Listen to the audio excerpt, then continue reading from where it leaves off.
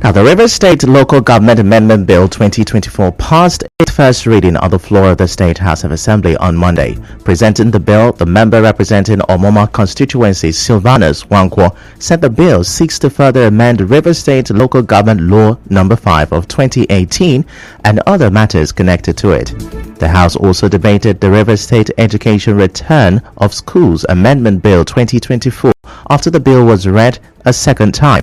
Leading the debate, the sponsor of the bill, Tekenari Granville, urged his colleagues to support the bill, which will see Kalabari Girls High School, Buguma, returned to the government. The bill was later committed to the House Committee on Education for further legislative scrutiny. Moving on, the People's Democratic Party, PDP, in Rivers State has described as derogatory and insensitive the statement credited to Senate President Godswill Akpabio asking Governor Siminalayi Fubara to quit politics for calling on politicians to operate with moderation and fear of God. The State Publicity Secretary of the party, Sidney Mara, said at a news conference that the action and activities of Senate President Godswill Akpabio show that he is an enemy of the state.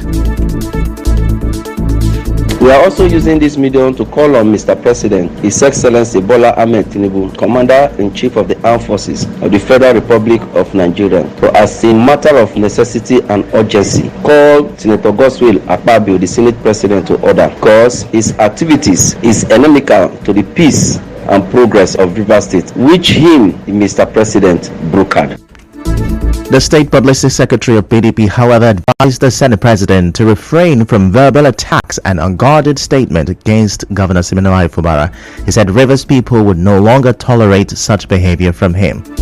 Rivers State Governor Siminalayi Fubara has presented a check of 20 million naira to the widow of Inspector Monday Issa, the police officer who was recently killed. Now, the governor, who was represented by the secretary to the state government, Hamida Nagogo, presented the check when he visited the commissioner of police, Olatunji Disu, at the police headquarters. He advised the widow of the late police officer to keep faith in God and be steadfast in taking care of her children. The governor also commended the state police command for their laudable effort in fighting crime in the state, especially the killing of David Obara, also known as Tubaba, the wanted killer of the late Ahoda Divisional Police Officer Bako Ambashim.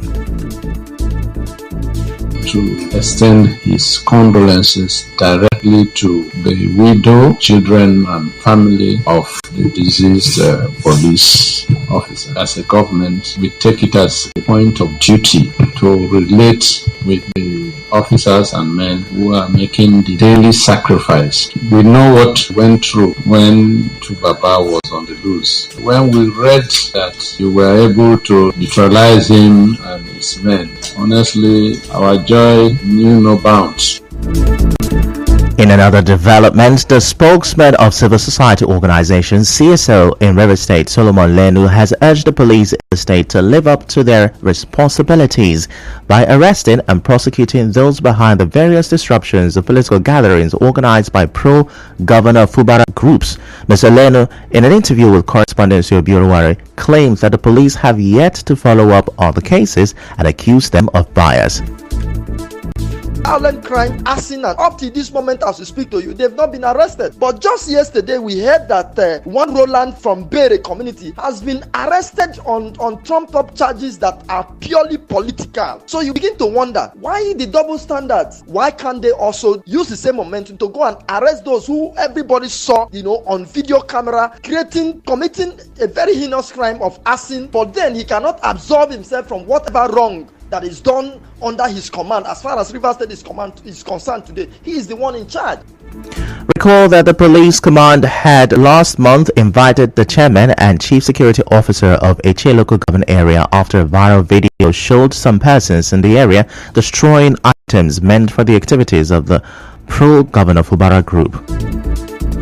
Away from that, scores of those affected by the cancelled employment process at the Ignatius Ajuri University of Education, Port Harcourt, protested at the Rivers State Government House on Monday. Speaking on behalf of the protesters, Valentine Barinedum appealed to the governor to recall them and pay them their salaries. He should call us back, and that is our sole demand. We want our job back, our salaries. Life, we are here today to plead with you, to please and please and please. It's hardship in this town. Some of us have not through it. Some of us have nowhere to go. But we believe that you're going to do the right thing. So please, we are begging you, please empower us back and pay us our 9 months. Responding, the head of the State Civil Service, George Wike, who represented the State Governor, Siminalayi Fubara, assured that the new governing council of the university will tackle the irregularities that affected the previous employment process in the school. He said the process would be revisited and restarted.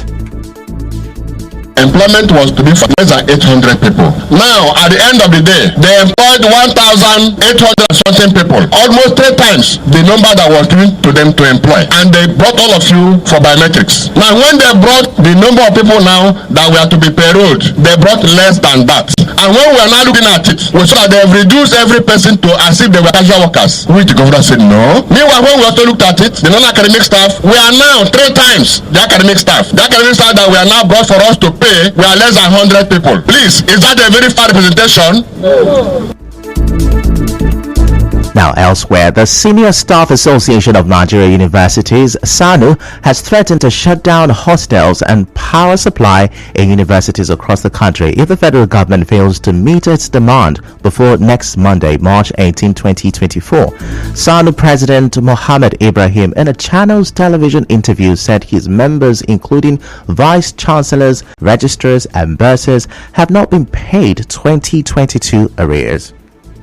We drew their attention to the injustice made on our members. And 2 weeks down the line, there is no official response. And our members' agitation continues to grow. And we, at our meeting in Akure, over the last week, we met on Thursday and Friday. And the decision we took was that probably the only language the government understands is when we down tools. And this is what we have tried to avoid, but clearly is unavoidable. Still to come, northern senators distance themselves from budget padding claims. Stay with us.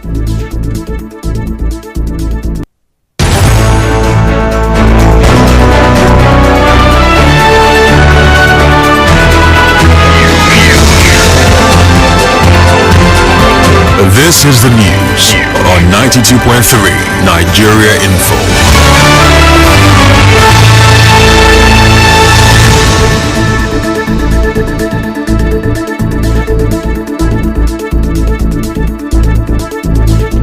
You're welcome back, and now the rest of the news. 15-year-old Irewole Busaya emerged as the overall winner of the 3rd edition of the I Beg to Differ debate tournament on 92.3 Nigeria Info FM in Port Harcourt. Ms. Busaya received the 1 million naira cash prize and will represent the region at the finals in Lagos State. She spoke to our correspondent about this. I want to thank this I Beg to Differ platform for even selecting me among all the thousands of entries they had and coming to top 16 and 8 and 4 and 2. And now I just want to say thank you to them, and also to my principal, Mrs. Osiago. I just want to tell her thank you because she has also supported me, and to my mom, my dad, my siblings, and all my classmates in SS3 at Iris. I just want to thank them for their numerous support. I just want to say a big thank you to everyone. The I Beg to Differ radio debate tournament promotes educational development by encouraging discussions on socio-economic issues in Nigeria. Moving on, in a bid to enhance service delivery and cost effectiveness for customers at its terminal, the West Africa Container Terminal, WACT, has commissioned a container freight station at Onne Port, River State. Speaking at the commissioning ceremony, the managing director of WACT, Jithu Hosei, said the acquisition and commissioning of the container freight station demonstrate WACT's role and commitment to trade and the economic development of Nigeria. Today we have a historic moment where we have launched the container freight station for all our customers. How is the container freight station beneficial? This will act as a one-stop shop for all our customers where they can consolidate their exports within this small facility out here. The Nigerian government's drive to promote export. This will help generate more FX, foreign forex, which will in turn be beneficial for the country and the economy. This is also in line with our purpose as a BMT, improving lives for all by integrating the world. Also speaking, the Customs Area Controller, Port Harcourt 2 Area Command Controller, Bola Imam, affirmed the agency's consistency in ensuring trade facilitation and harmonization in the import and export of goods. On the spot, the commercial manager of WACT, Ismaili Badgi, spoke about the benefit of the container freight station. This is the first of its kind in Oneport. As you know, West Africa Container Terminals being part of APM Terminal, we are looking at the exports. Customers will bring in their cargo, will handle them, will stuff them, and then transfer them to the quayside for unload to the vessel. The container freight station has a lot of benefits to the customer. It is cost effective, it costs a lot of time, so this facility will help the customers in the non-oil export. It will also help in directly or indirectly creation of jobs. This facility will also continue to support and ensure that Nigerian produce are also available abroad. Our correspondent reports that officials from the Nigeria Ports Authority and Intel's Nigeria Limited were present at the commissioning. Away from that, the Onishagoro of Igbo Kingdom, Samuel Amechi, and the Ibagorasa Council of Traditional Rulers in Eche local government area of River State have distanced themselves from the activities of land grabbers in the area. Speaking to newsmen, Dr. Amechi advised indigenous and affected landowners to seek justice through dialogue. The monarch also made compulsory the inclusion of village heads as signatories to land purchases in the clan. If there is any land in dispute, the legitimate way to resolve it is by dialogue. Either they report to the traditional ruler of that place or in our own area. If it is between two local governments, we get the Survey General of the state to come and tell us where is the boundary and share the land. Violence is not the best way to resolve a problem. The council has also made it compulsory that anybody buying land within Igbo Kingdom should please make sure that the village chief is a signatory to the agreement.